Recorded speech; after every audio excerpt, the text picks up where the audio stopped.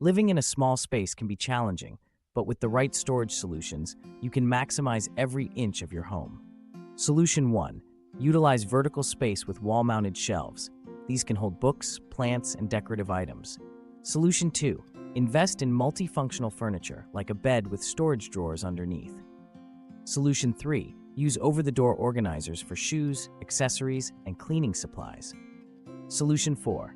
Opt for foldable furniture that can be easily stored away when not in use. Solution 5. Install hooks and racks in your kitchen to hang pots, pans, and utensils.